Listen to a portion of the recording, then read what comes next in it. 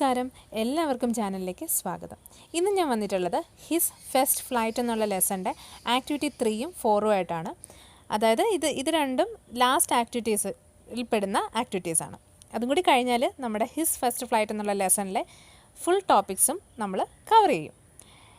അപ്പോൾ ഈ വീഡിയോയിലേക്ക് കടക്കുന്നതിന് മുൻപ് എല്ലാവരും ചാനൽ സബ്സ്ക്രൈബ് ചെയ്യുക, ലൈക്ക് ചെയ്യുക, നിങ്ങളുടെ ഫ്രണ്ട്സും ഫാമിലിയും ഒക്കെ ആയിട്ട് ഷെയർ ചെയ്യുക. കാരണം ഈ വീഡിയോ നിങ്ങൾക്ക് ഹെൽപ്ഫുൾ ആവുന്നത് പോലെ അവർക്കും ഹെൽപ്ഫുൾ ആയിക്കോട്ടെ അല്ലേ. അപ്പം നമുക്ക് വീഡിയോയിലേക്ക് കടക്കാം. Activity 3, tree diagram. Read the story once again. Identify the factors that prevented the seagull from flying and those that favored his first flight or his flight. അപ്പോൾ ഇവിടെ ട്രീ ഡയഗ്രാം തന്നിട്ടുണ്ട്. ഇതിൽ രണ്ട് കാര്യങ്ങൾ എഴുതാനാണ് പറഞ്ഞിരിക്കുന്നത്. ഒന്ന്, സീഗള്ളിനെ പറക്കാൻ സമ്മതിക്കാതെ പറക്കുന്നതിൽ നിന്ന് പ്രിവെൻറ്റ് ചെയ്തിരുന്ന കാര്യങ്ങളും പറക്കുവാൻ ഹെൽപ്പ് ചെയ്തിരുന്ന ഫേവർ ചെയ്ത കാര്യങ്ങളും എഴുതാനായിട്ടാണ് ഈ tree diagram. Now complete the tree diagram. Diagram നോക്കി. സീ ഗൾസ് ലൈഫ് രണ്ടായിട്ട് ഡിവൈഡ് ചെയ്തിട്ടുണ്ട്. First one is failure. എന്തുകൊണ്ടാണ് സീഗളിൽ പറക്കുന്ന കാര്യത്തിൽ ഫെയിലുവർ ആയത്? സെക്കൻഡിൽ എഴുതേണ്ട എന്താണ്? സക്സസ് കാര്യങ്ങളാണ് അല്ലേ. സക്സസ് ആണ് സെക്കൻഡ് പാർട്ടിൽ എഴുതേണ്ടത്. പിന്നെ തന്നെ സബ് ഡിവൈഡ് ചെയ്തിട്ടുണ്ട്. ഫെയിലുവറിൽ 3 കാര്യങ്ങളും അതുപോലെ നമ്മുടെ സക്സസ് പാർട്ടിൽ 4 കാര്യങ്ങളുമാണ് സബ് ഡിവൈഡ് ചെയ്തിട്ടുള്ളത്. അപ്പം നമുക്ക് നോക്കിയാലോ എന്തൊക്കെയാണ് എഴുതേണ്ടതെന്ന്. അപ്പോൾ നോക്കിയേ, ഫെയിലുവർ പാർട്ടിൽ നമുക്ക് എന്തൊക്കെ എഴുതാൻ പറ്റും? എന്തൊക്കെ കാര്യങ്ങളാണ് എന്തൊക്കെ കാര്യങ്ങൾ കൊണ്ടാണ് സീഗളിന് പറക്കാൻ പറ്റാതെ ഇരുന്നത്? എന്തൊക്കെയായിരിക്കും? സീഗളിന് ആദ്യം പേടിയുണ്ടായിരുന്നു അല്ലേ. തൻ്റെ ചിറകുകൾ തൻ്റെ വെയിറ്റ് താങ്ങുമോ എന്നുള്ള പേടിയുണ്ടായിരുന്നു. പിന്നീട് കോൺഫിഡൻസ് ഇല്ലായ്മ ഉണ്ടായിരുന്നു അല്ലേ. പിന്നീട് അവനൊരു ഒപ്റ്റിമിസം ഇല്ലായിരുന്നു, അതായത് ശുഭാപ്തി വിശ്വാസം ഇല്ലായിരുന്നു. താൻ പറന്നാലും മറിഞ്ഞു വീഴുമോ, അല്ലെങ്കിൽ തൻ്റെ ചിറകിന് തൻ്റെ ഭാരം താങ്ങാൻ പറ്റില്ലേ, ഇങ്ങനെയുള്ള കാര്യങ്ങൾ അവനെ വല്ലാതെ ഹോണ്ട് ചെയ്തിരുന്നു. അപ്പം എന്തൊക്കെ കാര്യങ്ങൾ എഴുതാമെന്ന് നോക്കാം. First one is pessimism. ആദ്യം എന്തുണ്ടായിരുന്നില്ല? ശുഭാപ്തി വിശ്വാസം ഉണ്ടായിരുന്നില്ല. That is pessimism. ഒപ്റ്റിമിസത്തിൻ്റെ ഓപ്പോസിറ്റാണ് പെസിമിസം. രണ്ടാമത്തെ കാര്യം ഫിയർ. പേടിയായിരുന്നു അതിനെ പറക്കുന്നതിൽ നിന്നും പിന്നോട്ട് വലിച്ചത്. മൂന്നാമത്തെ കാര്യം എന്താണ്? Lack of confidence. അതിന് എന്തുണ്ടായിരുന്നില്ല? കോൺഫിഡൻസ് ഉണ്ടായിരുന്നില്ല. ഇനി സക്സസ് പാർട്ട് നോക്കിയേ. എന്തൊക്കെ കാര്യങ്ങൾ കൊണ്ടാണ് സീഗളിന് പറക്കാൻ പറ്റിയത്? നീഡ്, അതിൻ്റെ ആവശ്യം കൊണ്ടാണ് അല്ലേ. അതിന് ഫുഡ് വേണമായിരുന്നു.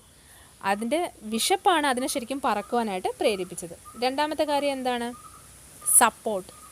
അതിന് അമ്മയുടെ സപ്പോർട്ട് കിട്ടി അല്ലേ. വീട്ടുകാരൊക്കെ സപ്പോർട്ട് ചെയ്തു, അത് സത്യമാണ്, പക്ഷേ സാധിച്ചില്ല. പക്ഷേ അമ്മ ഫിഷുമായിട്ട് വന്ന് ആ ഫിഷ് കണ്ടപ്പോഴാണ് ശരിക്കും ആ വിശപ്പും അമ്മയുടെ സപ്പോർട്ടും കൂടി ആയപ്പോൾ ഇവൻ പറന്നു. Next one is confidence.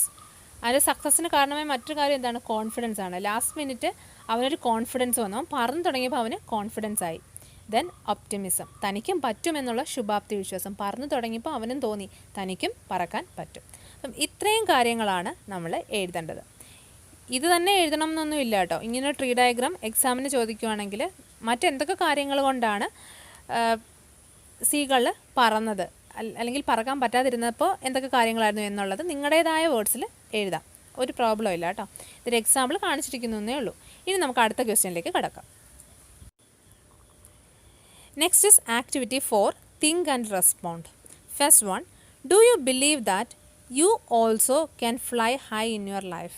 അപ്പം നിങ്ങൾ വിശ്വസിക്കുന്നുണ്ടോ നിങ്ങൾക്കും നിങ്ങളുടെ ജീവിതത്തിൽ ഉയരങ്ങളിലെത്താൻ സാധിക്കുമെന്ന്? എന്തെഴുതാം? Do you believe, do you ചേർത്തിട്ടാണ് ചോദിച്ചിരിക്കുന്നത്. അപ്പോൾ യെസ് ഓർ നോ എഴുതണം. നമുക്ക് എന്തെഴുതാം? നമുക്കും വിശ്വാസം ഉണ്ടല്ലേ, അതുകൊണ്ട് യെസ് എന്ന് എഴുതാം. Yes, I believe that I can also fly high in my life if I work hard to achieve my ambition. അപ്പം എൻ്റെ അംബീഷൻ അച്ചീവ് ചെയ്യാനായിട്ട് ഞാൻ ഹാർഡ് വർക്ക് ചെയ്താൽ എനിക്കും അതുപോലെ ഉയരങ്ങളിൽ പറക്കാൻ പറ്റുമെന്ന് ഞാൻ വിശ്വസിക്കുന്നു. I believe. രണ്ടാമത്തെ question, what sort of support do you expect from your family? നിങ്ങളുടെ ഫാമിലിയിൽ നിന്നും എന്ത് തരത്തിലുള്ള സപ്പോർട്ടാണ് നിങ്ങൾ എക്സ്പെക്ട് ചെയ്യുന്നത്? I expect a kind of mental support from my family to face challenges of my life. അപ്പം എൻ്റെ ജീവിതത്തിലെ ചാലഞ്ചസ് ഫേസ് ചെയ്യാൻ മെൻ്റൽ സപ്പോർട്ടാണ് ഞാൻ എൻ്റെ ഫാമിലിയിൽ നിന്ന് പ്രതീക്ഷിക്കുന്നത്. നിങ്ങൾക്ക് മെൻ്റൽ സപ്പോർട്ട് എഴുതാം, ഫിനാൻഷ്യൽ സപ്പോർട്ട് എഴുതാം, മോറൽ സപ്പോർട്ട് എഴുതാം, ഫിസിക്കൽ സപ്പോർട്ട് എഴുതാം, എന്ത് വേണമെങ്കിലും എഴുതാം കേട്ടോ. എന്താണ് നിങ്ങളെ ഒന്ന് ചേർത്ത് പിടിച്ച് നിർത്തണം. അപ്പോൾ നിങ്ങൾക്ക് ആ ഒരു എന്നാലേ നിങ്ങൾക്ക് മുന്നോട്ട് പോകാൻ പറ്റുള്ളൂ. വിഷമങ്ങൾ വരുമ്പോൾ ചേർത്ത്, അപ്പോൾ അത് ടൈപ്പ് ഓഫ് മെൻ്റൽ സപ്പോർട്ടാണ്. മോറൽ സപ്പോർട്ട് എഴുതാം, അങ്ങനെ ഫിനാൻഷ്യൽ സപ്പോർട്ട് എഴുതാം, എന്ത് വേണമെങ്കിലും എഴുതാം കേട്ടോ. ഞാൻ ജസ്റ്റ് ഒന്ന് എക്സാമ്പിൾ കാണിച്ചിരിക്കുന്നേ ഉള്ളൂ. ഇനി അടുത്ത ക്വസ്റ്റ്യൻ നോക്കാം. What do you think are the requirements to attain success in life? ജീവിതത്തിൽ സക്സസ് അറ്റൈൻ ചെയ്യണമെങ്കിൽ നമുക്ക് ആവശ്യമുള്ള കാര്യങ്ങൾ എന്തൊക്കെയായിരിക്കാം? ഗോൾ എന്ന് വെച്ചാൽ എന്താണ്? ഒരു ലക്ഷ്യം, എയിം ഓർ ഒബ്ജക്റ്റീവ്. നമുക്കൊരു ലക്ഷ്യം വേണം അല്ലേ? ദെൻ ഡിറ്റർമിനേഷൻ, ഒരു ആത്മവിശ്വാസം വേണം, അല്ലെങ്കിൽ ഞാനത് അച്ചീവ് ചെയ്യും എന്നുള്ള ഒരു വിശ്വാസം നമ്മുടെ ഉള്ളിൽ വേണം.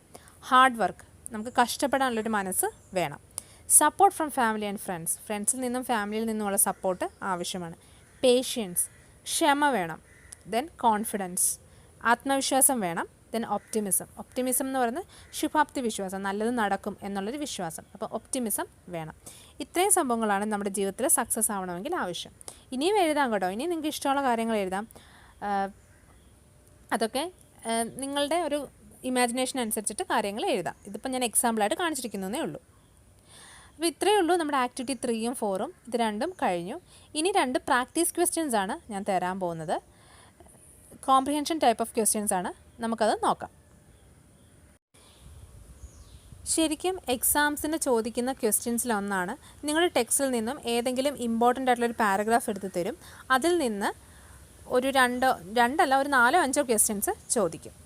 യൂഷ്വലി മിക്ക ക്വസ്റ്റ്യൻ പേപ്പേഴ്സിലും നമുക്ക് കാണാൻ പറ്റുന്ന ഒരു ടൈപ്പ് ഓഫ് ക്വസ്റ്റ്യൻ ആണത്. ചിലപ്പോൾ ആ ഒരു തന്നിരിക്കുന്ന പാരഗ്രാഫുമായിട്ട് ബേസ് ചെയ്തിട്ട് അതിനകത്തുനിന്ന് ഉത്തരം എടുത്ത് എഴുതാൻ വേണ്ടിയിട്ടുള്ളതായിരിക്കാം. ചിലപ്പോൾ അതിനകത്ത് തന്നെ ആ പാരഗ്രാഫിലെ ഏതെങ്കിലും ഒരു വേർഡ് എടുത്ത് തന്നിട്ട് അതിൻ്റെ മീനിങ് എഴുതാനോ അല്ലെങ്കിൽ ഓപ്പോസിറ്റ് എഴുതാനോ ചോദിക്കാം. അതല്ലെങ്കിൽ ഒരു പാരഗ്രാഫ് തന്നിട്ട് അതിൽ മിസ്റ്റേക്ക് എഡിറ്റ് ചെയ്യാൻ വേണ്ടി ചോദിക്കാം. അപ്പോൾ ഇങ്ങനെയുള്ള ക്വസ്റ്റ്യൻസൊക്കെ ശരിക്കും +1 എക്സാമിന് നിങ്ങൾക്ക് ചോദിക്കുന്നതാണ്. അപ്പം ആ ടൈപ്പ് ഓഫ് 2 ക്വസ്റ്റ്യൻസാണ് ഞാൻ തന്നിരിക്കുന്നത്. സിമ്പിളായിട്ടുള്ള ക്വസ്റ്റ്യൻസാണ്, കാരണം നിങ്ങളിപ്പോൾ പഠിച്ചു വരുന്നതല്ലേ ഉള്ളൂ. അതുകൊണ്ട് സിമ്പിളായിട്ടുള്ള ക്വസ്റ്റ്യൻസാണ് തന്നിരിക്കുന്നത്. നമുക്ക് നോക്കാം. Read the following extracts carefully and answer the following questions. Question number 1. അപ്പോൾ ഈ പാരഗ്രാഫ് വായിച്ച് നോക്കുക, അല്ലെങ്കിൽ എക്സ്ട്രാക്റ്റ് വായിച്ച് നോക്കുക, എന്നിട്ട് ആൻസർ ചെയ്യുക. Question number 1 is, the young seagull was alone on his ledge.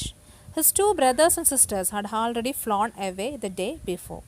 He had been afraid to fly with them. Somehow, when he had taken a little run forward to brink of the ledge and attempted to flap his wings, he became afraid. The great expanse of sea stretched down beneath, and it was such a long way down, miles down. He felt certain that his wings would never support him, so he bent his head and ran away to the little hole under the ledge where he slept at night. So young seagull ലെഡ്ജിൽ ഒറ്റയ്ക്ക് ഇരിക്കുമായിരുന്നു. അവൻ്റെ 2 ബ്രദേഴ്സും സിസ്റ്റേഴ്സും already പറന്നു പോയിരുന്നു. അവന് പറക്കാൻ പേടിയായതുകൊണ്ട് അവൻ ആ ലെഡ്ജിലിരിക്കുകയായിരുന്നു. അവൻ പറക്കാനൊക്കെ ശ്രമിച്ചു നോക്കി, പക്ഷേ അത് ഫെയിലുവറായിരുന്നു. സീ കാണുമ്പോൾ അവന് ഭയങ്കരമായിട്ട് പേടിയാവുന്നുണ്ടായിരുന്നു. അതുകൊണ്ട് തന്നെ അവൻ പറക്കുവാൻ ശ്രമിച്ചിട്ട് തിരിഞ്ഞോടി. അവൻ രാത്രി അവനും അവൻ്റെ സിസ്റ്റേഴ്സുമൊക്കെ വിരിഞ്ഞിറങ്ങി ആ നെസ്റ്റിൽ അല്ലെങ്കിൽ ആ ഹോളിൽ അവൻ രാത്രി മുഴുവൻ കഴിച്ചു കൂട്ടി. അതാണ് പാരഗ്രാഫിൻ്റെ മീനിങ്. നൗ അതുമായിട്ട് റിലേറ്റഡ് ആയിട്ടുള്ള 3 ക്വസ്റ്റ്യൻസ് ആണ് ചോദിച്ചിരിക്കുന്നത്. First question, why was the young സീകൾ afraid? എന്തുകൊണ്ടാണ് യങ് സീകൾ പേടിച്ചത്? രണ്ടാമത്തെ question, who has already flown away the day before? ഒരു ദിവസം മുൻപ് ആരാണ് പറന്നു പോയത്? Meaning of the word ledge, that is A third question. Ledge എന്നുള്ള വേർഡിൻ്റെ മീനിങ് എന്താണ്? 3 ക്വസ്റ്റ്യൻസ്, വളരെ സിമ്പിളായിട്ടുള്ള 3 ക്വസ്റ്റ്യൻസ് ആണ് തന്നിരിക്കുന്നത്. ഓൾറെഡി ഞാൻ നോട്ട്സ് തന്നു കഴിഞ്ഞു. അത് വായിച്ചവർക്ക് വളരെ സിമ്പിളായിട്ട് എഴുതാനുള്ളതേ ഉള്ളൂ. അപ്പോൾ ആ വീഡിയോ കണ്ടിട്ടില്ലാത്തവർ കാണുക കേട്ടോ. ഇതിൻ്റെ ക്ലാസ്സും നോട്ട്സും ഞാൻ ഓൾറെഡി അപ്ലോഡ് ചെയ്ത് കഴിഞ്ഞിട്ടുണ്ട്. കാണാത്തവർ കാണാം. ഇനി നമുക്കിതിൻ്റെ ആൻസർ എങ്ങനെ എഴുതാമെന്ന് നോക്കാം. So first question, the young seagull was afraid of flying over the sea because he thought that his wings would never support him. എന്താണ് ചിന്തിച്ചത് യങ് സീകൾ പറക്കാൻ പേടിച്ചത് എന്തുകൊണ്ടാണെന്നാണ് പറയുന്നത്? തൻ്റെ വിങ്സ് തൻ്റെ ഭാരം സപ്പോർട്ട് ചെയ്യുമോ എന്ന് അതിന് പേടിയുണ്ടായിരുന്നു. അതുകൊണ്ടാണത് പറക്കാഞ്ഞത്. Second question, young seagulls 2 brothers and his sister had already flown away the day before. ആരൊക്കെയാണ് പറന്നു പോയത്? യങ് സീകളിൻ്റെ ബ്രദറും സിസ്റ്ററും. 2 ബ്രദേഴ്സും ഒരു സിസ്റ്ററും. തേർഡ് ക്വസ്റ്റ്യൻ, ലെഡ്ജ് എന്നുള്ള വേർഡിൻ്റെ മീനിങ് എഴുതാനാണ്. Answer is a narrow flat piece of rock that sticks out from a cliff. ഒരു ക്ലിഫിൽ നിന്നും മുന്നോട്ട് നിൽക്കുന്ന ചെറിയ ഒരു പീസ് ഓഫ് റോക്കിനെയാണ് ലെഡ്ജ് എന്ന് പറയുന്നത്. ഫ്ലാറ്റ് പീസ് ഓഫ് റോക്കിനെയാണ് ലെഡ്ജ് എന്ന് പറയുന്നത്. ഇതാണ് ഫസ്റ്റ് ക്വസ്റ്റ്യൻ്റെ ആൻസർ. ഫസ്റ്റ് ആക്ടിവിറ്റിയുടെ answer. Now second question or second activity. ഇത് ഇത്തിരി വലിയതാണ്, മീൻസ് 3 പാരഗ്രാഫ്സാണ് എടുത്ത് തന്നിരിക്കുന്നത്. പാരഗ്രാഫ് ഫസ്റ്റ് ഓഫ് ഓൾ നിങ്ങൾ നന്നായിട്ട് വായിച്ച് നോക്കുക, നിങ്ങൾ തന്നെ ആൻസർ ചെയ്യാനായിട്ട് ശ്രമിക്കുക. ഒരു എക്സാമ്പിൾ ക്വസ്റ്റ്യൻ ഞാൻ കാണിച്ചു തന്നല്ലോ, അതുപോലെ നിങ്ങൾ തന്നെ ആൻസർ ചെയ്യാനായിട്ട് ശ്രമിക്കുക. അപ്പം നമുക്ക് നോക്കാം ഈ ക്വസ്റ്റ്യൻ എന്താണെന്ന്. Ga ga ga he cried, begging her to bring him over some food. Gall who ha, she screamed back mockingly. But he kept calling plaintively, and after a minute or so, he uttered a joyful scream. His mother had picked up a piece of fish and was flying across to him with it. He leaned out eagerly, tapping the rock with his feet, trying to get nearer to her as she flew across. But when she was just opposite to him, abreast of the ledge, she halted, her legs hanging limp, her wings motionless, and the piece of fish in her beak almost within the reach of his beak.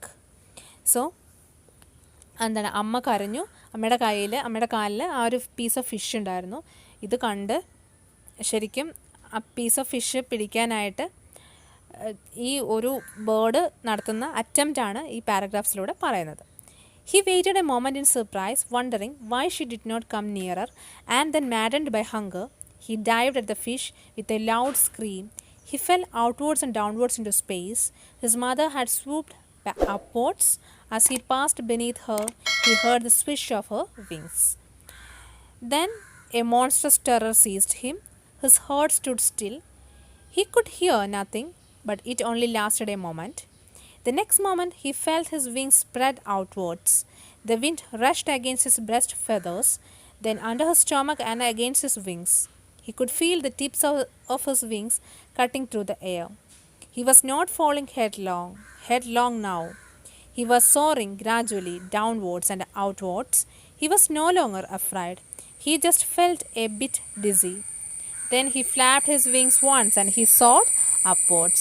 അപ്പോൾ bird fish കണ്ട് അമ്മയുടെ അടുത്തേക്ക് പറന്ന് ചെല്ലാൻ പോകുന്ന ആ ഒരു അറ്റംപ്റ്റും അതുപോലെ പറന്ന് തുടങ്ങിയപ്പോൾ അതിൻ്റെ ഒരു ഭീതിയുമാണ് ഈ പാരഗ്രാഫിലൂടെ കാണിക്കുന്നത്. നൗ ക്വസ്റ്റ്യൻസിലേക്ക് കടക്കാം. First question is meaning of the word plaintively. Plaintively എന്നുള്ള വേർഡിൻ്റെ meaning. Second question, why young seagulls mother picked up a piece of fish and was flying across to him. എന്തുകൊണ്ടാണ് അമ്മ ഫിഷുമായിട്ട് സീഗളിൻ്റെ അടുത്തേക്ക് പറന്നു വന്നത്. Third question, what prompted the young seagull to fly finally. അവസാനമായിട്ട് പറക്കുവാൻ എന്താണ് ഈ സീഗളിനെ പ്രേരിപ്പിച്ചത്. Fourth question, why was a young bird terrified. എന്തുകൊണ്ടാണ് ആ പക്ഷി പേടിച്ചത്. അപ്പോൾ ശരിക്കും എൻ്റെ ഞാൻ തന്ന നോട്ട്സൊക്കെ വായിച്ച് നോക്കിയവർക്കറിയാം, അതിൽ നിന്നുള്ള 2 ക്വസ്റ്റ്യൻസാണ് ഞാൻ എടുത്ത് കൊടുത്തിരിക്കുന്നത്. അപ്പോൾ ഫസ്റ്റ് ക്വസ്റ്റ്യൻ്റെ ആൻസർ നോക്കാം. ഫസ്റ്റ് ക്വസ്റ്റ്യൻ എന്തായിരുന്നു? Meaning of the word plaintively. So meaning of the word plaintively is എന്താണ്? സാഡ്ലി. സാഡ്ലി എന്നുള്ളതാണ് ആ വേർഡിൻ്റെ meaning. Now second question, why young seagulls mother picked up a piece of fish and was flying across to him. എന്തുകൊണ്ടാണ് young സീഗളിൻ്റെ അമ്മ ഫിഷുമായിട്ട് ആ പക്ഷിയുടെ അടുത്തേക്ക് പറന്നു വന്നത്? നോക്കാം. The young seagull's mother picked up a piece of fish and was flying across to him in order to motivate the bird. ബേർഡിനെ ഒന്ന് മോട്ടിവേറ്റ് ചെയ്യാൻ വേണ്ടിയിട്ടാണ് അമ്മ ആ ഫിഷുമായിട്ട് അങ്ങോട്ട് പറന്ന് വന്നത്. Now third question. Extreme hunger made the young seagull to take his first flight. അപ്പം വിശപ്പാണ് സീഗളിനെ പറക്കുവാനായിട്ട് പ്രേരിപ്പിച്ചത്. Seeing food at his mothers feet he lost his control and he dived at the fish. അമ്മയുടെ കാൽപാദത്തിൽ ഫുഡ് ഇരിക്കുന്ന കണ്ടുകൊണ്ട് അവൻ്റെ control നഷ്ടപ്പെട്ടു. അങ്ങനെ അവൻ ഫിഷിൻ്റെ അടുത്തേക്ക് ഡൈവ് ചെയ്തു. ഫോർത്ത് ക്വസ്റ്റ്യൻ്റെ ആൻസർ നോക്കാം. The seagull terrified. Why was the seagull terrified? അതാണ് question. Answer, the seagull terrified because while he was diving at his mother to have the food he fall downwards into space. Food എടുക്കാനായിട്ട് അമ്മയുടെ അടുത്തേക്ക് dive ചെയ്ത് ചെന്നപ്പോഴത്തേക്കും അവൻ സ്പേസിലേക്ക് വീഴുന്നതായിട്ട് അവന് feel ചെയ്തു. He felt that his heart stood still and he could hear nothing. അവന് felt ചെയ്ത എന്താണ്? അവൻ്റെ ഹൃദയം നിലച്ചു പോകുന്നതായിട്ടും അവനൊന്നും കാണാൻ പറ്റുന്നില്ല എന്നും ഒരു ഫീലിംഗ് അവൻ്റെ ഉള്ളിലേക്ക് വന്നു.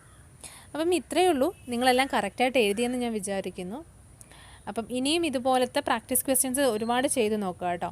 ഇപ്പോൾ ഹിസ് ഫസ്റ്റ് ഫ്ലൈറ്റ് എന്നുള്ള ലെസൺ പഠിക്കുമ്പോൾ നിങ്ങൾ ആ ഒരു പാരഗ്രാഫ്, ഓരോ പാരഗ്രാഫും എടുത്ത് വെച്ചിട്ട് അതിൽ നിന്ന് എന്തൊക്കെ ക്വസ്റ്റ്യൻസ് ചോദിക്കാം, അതിൽ നിന്ന് പ്രയാസമുള്ള വേർഡിൻ്റെയൊക്കെ മീനിങ് എന്തൊക്കെയാണ്, അങ്ങനെയുള്ള കാര്യങ്ങളൊക്കെ മനസ്സിലാക്കിയാൽ എക്സാം എഴുതുമ്പോൾ നിങ്ങൾക്ക് ഭയങ്കര എളുപ്പമായിരിക്കും. എവിടെ നിന്ന് എന്ത് മീനിങ് ചോദിച്ചാലും നിങ്ങൾക്ക് എഴുതാൻ പറ്റും. അങ്ങനെയൊക്കെ ചെയ്ത് നോക്കുക കേട്ടോ. അപ്പോൾ വീഡിയോ കണ്ട എല്ലാവർക്കും നന്ദി. ഇനിയും വീഡിയോസ് ആയിട്ട് ഞാൻ വരുന്നതാണ്. അപ്പോൾ നിങ്ങളെല്ലാവരും വീഡിയോ ലൈക്ക് ചെയ്യുക, ഷെയർ ചെയ്യുക, ഇതുപോലെ ചാനൽ സപ്പോർട്ട് ചെയ്യുക. Thank you so much.